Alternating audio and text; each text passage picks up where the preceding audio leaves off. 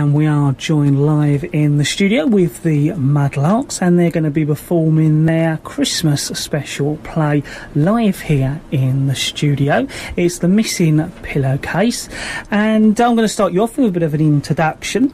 It's Christmas Eve, and Martha Tillett has invited her sister Shirley and friend Jean Marple and Penny Penfold to stay with her for the Christmas holidays. Hello, sis. Morning, Jean, Penny. And you, Preston. Hello, Martha. Sorry we were a bit late. I couldn't find Preston's travel blanket. Come on in, you all look frozen. Thanks, Martha. It looks like we might have snow for Christmas. I hope so. Oh, it's all very well for you, Preston. You've got a leg on each corner. I'm always afraid of slipping. What you need is a pair of those mountain climbing boots like Edmund Hillary had to climb up Everest. I don't want to climb up a mountain. I'd just like to walk down to the shops in winter without having to hang on to the railings. Oh, that reminds me. I need to pop into the village for a few little extras. Will the shops still be open this afternoon? I think up to about 3 o'clock. Surely you don't want to go out again as soon as you've got here? I'd like to have a look around the shops too. When I put my gloves on this morning, I split one of the seams. How far is it to the village? About half an hour's walk. Oh, well, we'd better get going then. You don't have to come, Jean. There should be a bus into the village in an hour or so. My legs are a bit stiff from sitting in the taxi here. The walk will do me good. Besides, I'd like a look round the shops too. Shirley, if you have time, would you go to the haberdasher's and get me half a dozen cotton pillowcases, please? Pillowcases? Yes, when I went to make up your beds this morning, there were 6 pillowcases missing.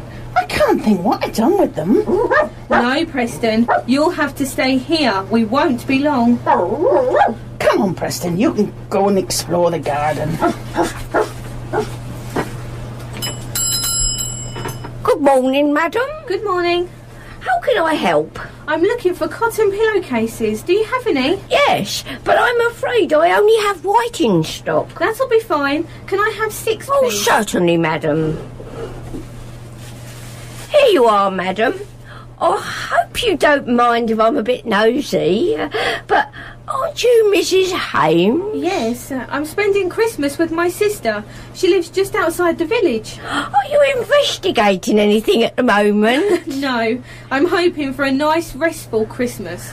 Well, if you wanted something to investigate, there were some strange goings-on round here last night. As I said, I'm here. There were strange lights in the sky, and just after we went to bed, there was such a loud crash on our roof. We thought a plane had landed on it. Bert, he's my husband, went out to see what caused it. And what was it? Well, that's just it. We don't know. Bert thought it might have been our chimney pot, come down. But when he looked this morning, it was still up there. No sign of any broken tiles or anything. That's very interesting. How much are the pillowcases? Oh, sorry. Here's me rabbiting on. That'll be 6 shillings. Happy Christmas. Happy Christmas. There's Shirley now. Shirley, over here. Have you two got what you wanted? No, all they had were thin summer gloves. They'd sold out of thick winter ones. We saw some overshoes that looked like they'd grip on the ice, and the shop was shut. But we found a lovely little bakery and bought some Christmas biscuits. We asked if they had any small Christmas puddings, but they said they still couldn't get all the ingredients. Well, that's a shame. I miss having a proper Christmas pudding. So do I. I love stirred up Sunday, taking it in turns to make a wish as we stirred the pudding mixture, and on Christmas Day hoping the 6pence would be in your portion. And hoping you didn't crack your teeth on it. And proper custard. Well, hopefully it won't be long before the last bits of rationing are over. Oh, all this talk of food is making me feel quite hungry. I expect Martha will have lunch ready by the time we get back. We found out there's a bus back to Martha's in about 45 minutes. How about I treat us all to a cup of tea in that little tea shop over there? That's a lovely idea. What would you like, ladies? Tea for 3, please. Tea for 3. Anything tea? No, thank you. I'll bring the teas over in a jiffy. Did you get the pillowcases, Shirley? Yes, but the shop assistant recognised me and started going on about mysterious lights and noises. Oh, yes. There's been some very odd things happening. I saw them lights too. They might have been shooting stars. I don't think so, unless shooting stars can dart about and then go straight up like a rocket. That does sound odd. And that's not all. Several people have said there's a strange man wandering around the village late last night. Looked like he was casing a joint. I made sure my doors and windows were all tight shut, I can tell you. He's casing the joint. Isn't that what you call it in those American gangster films? What did the man look like? No one got a good look at him because it was so dark. But they all said he was wearing a thick coat that looked like he had a fur collar. Some said he had a great big bushy beard, and some said he was clean shaven. Come on now, Lucy. I know it's Christmas Eve, but I can't have you annoying the customers with your gangster stories. I was just telling them about that strange man that was lurking around here late last night. Just in case they happened to see him, they know to stay clear of him. Oh, it's Mrs. Shirley Hames, isn't it? I thought I recognised you when you came in. These are my friends, Jean Maple and Penny Penfold. Pleased to meet you. Don't listen to Lucy. She watches too many gangster films. Hey! Enjoy your teas. Hope you have a happy Christmas. Thank you. Hello, Martha. Here we are. I think I felt a few flakes of snow just now.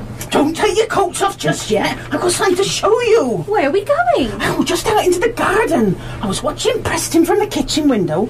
There are a lot of brambles in the garden. I've tried cutting them back, but my secateurs broke.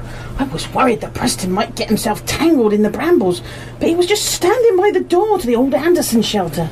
He seemed to be waiting for something to happen. Next thing I know, there's a man standing there, talking to him. I dashed out to ask him what he was doing in my garden, but by the time I got out into the garden, the man had disappeared, and Preston had somehow got the door to the shelter open and gone inside. What did the man look like? I couldn't really describe him. I don't think I've seen him round the village before, but he seems somehow familiar. People in the village were talking about a strange man that's been hanging around since last night. Perhaps it was him. Is Preston all right? He's fine. Come on, Penny, can you bring that hurricane lamp with you, please? Preston, where are you? Shh, we'll have to be quiet. He's in the shelter. See him? Right at the back. Preston, what are you doing in here? Shh, look, over there in the shadows. Oh, what is it? It looks like a deer. It can't be very old. Its antlers are small. How did it get in here? I've no idea. The back gate is locked and there are no holes in the fence. Is it injured? I don't think so. It just looks exhausted. Shall I see if... Preston wouldn't let me near enough to see either. It's almost as though he's standing guard over it. Preston? What are we going to do about it? I think the best thing will be to let it rest here till the morning, and then we can see if it's recovered enough to make its own way back to wherever it came from. Come on, let's leave it in peace. Preston, are you coming? I don't like to think of Preston out here if it starts to snow, but if he decides to stand guard, then that's what he'll do till he decides it's safe. I've already put some food and water in the shelter for Preston, and I put down some of the straw I was using to cover the plants in the greenhouse. How will he get out? The door's a bit stiff, but he'll be able to push it open. Come on back to the house. Lunch is almost ready. It's nearly midnight and Preston still won't come in. Once he set his mind to something, there's no moving him. Is the deer still there? Yes, I could hear it moving about. Well, do you want me to go out and see how Preston's getting on during the night? There's no need, but thank you all the same. Well, good night, everyone. Good night. Sleep tight, everyone. See you in the morning.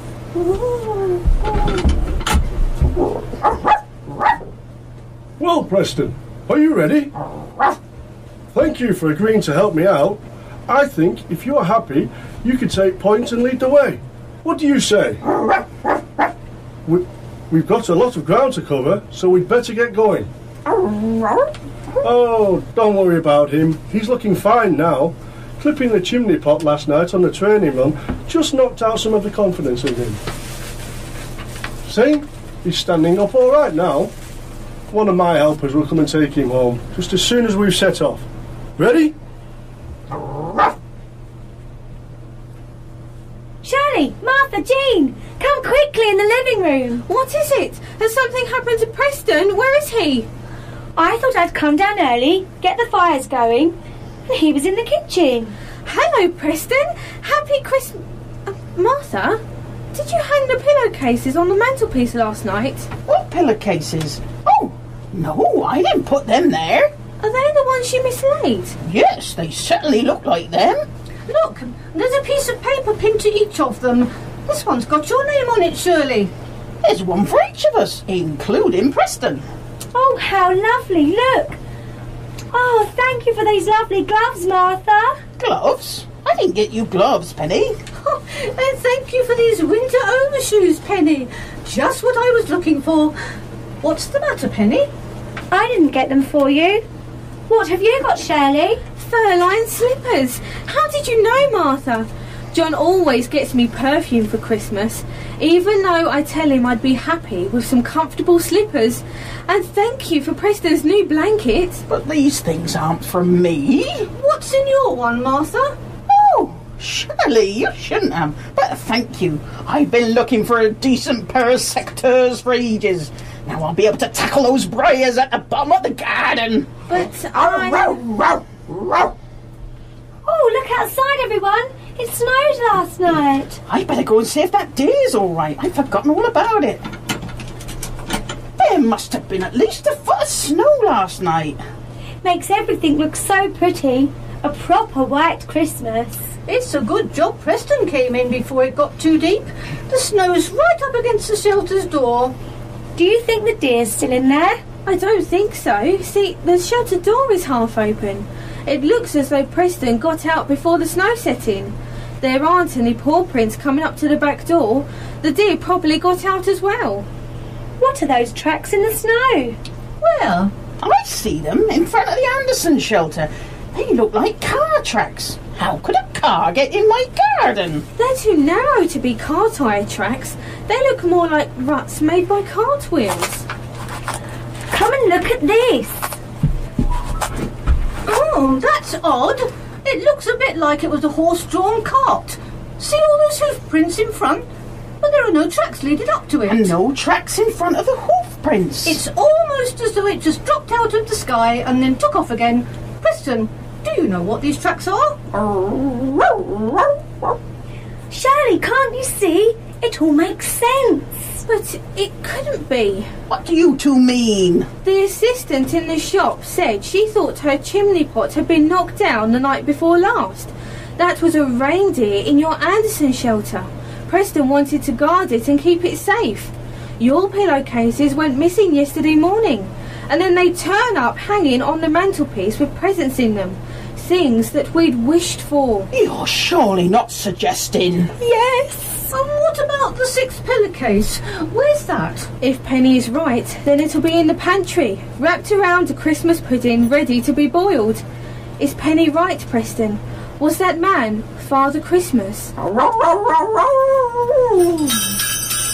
ho, ho! Merry Christmas!